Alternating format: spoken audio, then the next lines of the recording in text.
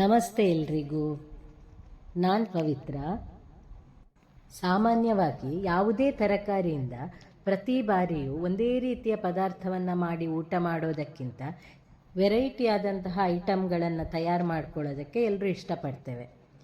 ನಾನಿವತ್ತು ನಮ್ಮ ಊರಿನ ಕಡೆ, ಅದರಲ್ಲೂ ಕೂಡ ಹವ್ಯಕರ ಮನೆಗಳಲ್ಲಿ ವಿಶೇಷವಾಗಿ ಮಾಡಿಕೊಳ್ಳುವಂತಹ ತುಂಬ ಸರಳವಾಗಿ ಮಾಡಬಹುದಾದಂತಹ ತೊಂಡೆಕಾಯಿಯನ್ನು ಜಜ್ಜಿ ಮಾಡುವಂತಹ ಹುಳಿಮೆಣಸಿನ ಕೊದಿಲನ್ನು ಇವತ್ತು ಮಾಡಿ ತೋರಿಸ್ತಾ ಇದ್ದಾನೆ. ಊರ ತೊಂಡೆ ಸಿಕ್ಕಿದ್ರಂತೂ ಇದರ ಟೇಸ್ಟ್ ಒಂದು ಪಟ್ಟು ಹೆಚ್ಚು ಅಂತಲೇ ಹೇಳಬಹುದು.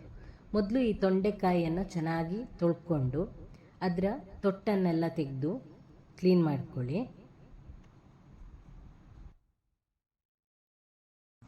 ನಂತರದಲ್ಲಿ ಪ್ರತಿಯೊಂದು ತೊಂಡೆಕಾಯಿಯನ್ನು ಕೂಡ ಹೀಗೆ ಜಜ್ಜಿಕೊಳ್ಳಿ. ಈಗ ಜಜ್ಜಿಟ್ಟುಕೊಂಡಂತಹ ತೊಂಡೆಕಾಯಿಗಳನ್ನು ಒಂದು ಪಾತ್ರೆಗೆ ಹಾಕಿ ಅದಕ್ಕೆ ಅಗತ್ಯ ಇರುವಷ್ಟು ಉಪ್ಪು ಹಾಗೆ ನೀರನ್ನು ಹಾಕ್ಕೊಳ್ಳಿ. ನಾನಿಲ್ಲಿ ಕುಕ್ಕರಲ್ಲಿ ಬೇಯಿಸ್ಕೊಳ್ತಾ ಇದ್ದೇನೆ. ನೀವು ಪಾತ್ರೆಯಲ್ಲೇ ಬೇಯಿಸ್ಕೊಳ್ಳೋದಾದರೆ ಸ್ವಲ್ಪ ಹೆಚ್ಚು ಹೊತ್ತು ಬೇಯಿಸಬೇಕಾಗ್ತದೆ. ಯಾಕಂದರೆ ಇದು ತೊಂಡೆಕಾಯಿ ಇಡಿಯಾಗಿರೋದ್ರಿಂದ ಒಂದು ಸ್ವಲ್ಪ ಟೈಮ್ ಹೆಚ್ಚು ಬೇಕಾಗ್ತದೆ.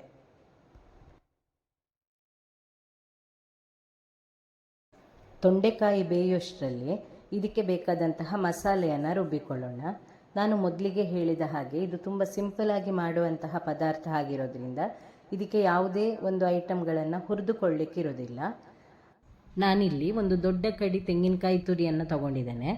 ಅದರ ಜೊತೆಗೆ ಒಂದು 5ರಿಂದ 6 ಒಣಮೆಣಸಿನಕಾಯಿ, ಹಾಗೆ ಒಂದು ನಿಂಬೆ ಹುಳಿ ಗಾತ್ರದಷ್ಟು ಹುಣಸೆ ಹುಳಿ, ಒಂದು ಅರ್ಧ ಸ್ಪೂನ್ ಅರಿಶಿನ, ಇಷ್ಟನ್ನು ಹಾಕಿ ಚೆನ್ನಾಗಿ ರುಬ್ಕೊಳ್ಳಿ.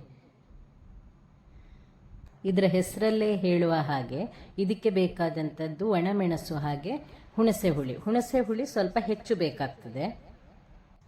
ಅರಿಶಿನ ಹುಡಿಯ ಬದಲಾಗಿ ಮನೆಯಲ್ಲೇ ಬೆಳೆದಂತಹ ಅರಿಶಿನದ ಕೋಡಿದ್ರೆ ಅದನ್ನು ಕೂಡ ನಾವು ಉಪಯೋಗ ಮಾಡಿಕೊಳ್ಬಹುದು. ಈಗ ತೊಂಡೆಕಾಯಿ ಚೆನ್ನಾಗಿ ಬೆಂದಿದೆ. ನಾವು ರುಬ್ಬಿಟ್ಟುಕೊಂಡಂತಹ ಮಸಾಲೆಯನ್ನು ಸೇರಿಸಿ ಅದಕ್ಕೆ ಅಗತ್ಯ ಇರುವಷ್ಟು ನೀರು, ಅಗತ್ಯ ಇರುವಷ್ಟು ಉಪ್ಪು. ನಾವು ಸ್ವಲ್ಪ ಉಪ್ಪನ್ನು ಮೊದಲಿಗೆ ತೊಂಡೆಕಾಯಿ ಬೇಯಿಸ್ಕೊಳ್ಳುವಾಗ ಹಾಕ್ಕೊಂಡಿರ್ತೇವೆ.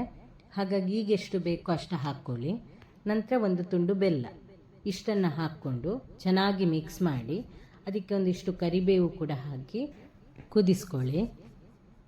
ಈ ಸಾಂಬಾರಿಗೆ ನಾವು ಯಾವುದೇ ಮಸಾಲೆಯನ್ನು ಹುರಿದುಕೊಳ್ಳದ ಕಾರಣ ಬೇರೆ ಸಾಂಬಾರನ್ನು ಕುದಿಸುವುದಕ್ಕಿಂತ ಸ್ವಲ್ಪ ಹೆಚ್ಚು ಹೊತ್ತು ಇದನ್ನು ಕುದಿಸಬೇಕಾಗ್ತದೆ.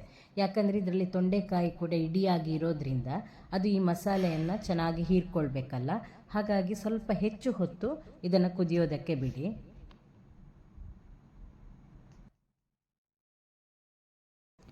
ಎರಡರಿಂದ 3 ನಿಮಿಷಗಳ ಕಾಲ ಇದನ್ನು ಚೆನ್ನಾಗಿ ಕುದಿಸ್ಕೊಂಡು ನಂತರ ಇದಕ್ಕೆ ತೆಂಗಿನೆಣ್ಣೆಯಲ್ಲಿ ಸಾಸಿವೆ ಹಾಗೆ ಒಣಮೆಣಸನ್ನು ಹಾಕ್ಕೊಂಡು ಒಗ್ಗರಣೆಯನ್ನು ತಯಾರು ಮಾಡ್ಕೊಳ್ಳಿ. ಬೆಳ್ಳುಳ್ಳಿ ಇಷ್ಟಪಡುವಂಥವರು ಬೆಳ್ಳುಳ್ಳಿಯನ್ನು ಕೂಡ ಒಗ್ಗರಣೆಗೆ ಹಾಕ್ಕೊಳ್ಬಹುದು. ಈಗ ತೊಂಡೆಕಾಯಿ ಹುಳಿಮೆಣಸಿನ ಕೊದಿಲು ರೆಡಿಯಾಗಿದೆ. ಈ ಹುಳಿಮೆಣಸಿನ ಕೊದಿಲನ್ನು ಅನ್ನದ ಜೊತೆ ಹಾಕಿ ಮಿಕ್ಸ್ ಮಾಡುವಾಗ ಜೊತೆಗೆ ಒಂದು ಅರ್ಧ ಸ್ಪೂನ್ನಷ್ಟು ತೆಂಗಿನೆಣ್ಣೆಯನ್ನು ಕೂಡ ಹಾಕ್ಕೊಂಡ್ರೆ ಇದರ ಟೇಸ್ಟ್ ಇನ್ನಷ್ಟು ಹೆಚ್ಚಾಗ್ತದೆ. ಹಸಿ ತೆಂಗಿನೆಣ್ಣೆ ಈ ಹುಳಿಮೆಣಸಿನ ಕೊದಿಲಿಗೆ ಒಂದು ಒಳ್ಳೆಯ ಕಾಂಬಿನೇಷನ್ ಕೂಡ ಹೌದು. ಯಾರೆಲ್ಲ ಈ ಹುಳಿಮೆಣಸಿನ ಕೊದಿಲು ಮಾಡೋದನ್ನು ಫಸ್ಟ್ ಟೈಮ್ ನೋಡಿದ್ದೀರಾ, ಒಮ್ಮೆ ಟ್ರೈ ಮಾಡಿ ನೋಡಿ. ಹೇಗಿತ್ತು ಅಂತ ಹೇಳಿ ಕಮೆಂಟಲ್ಲಿ ತಿಳಿಸಿ. ಧನ್ಯವಾದಗಳು.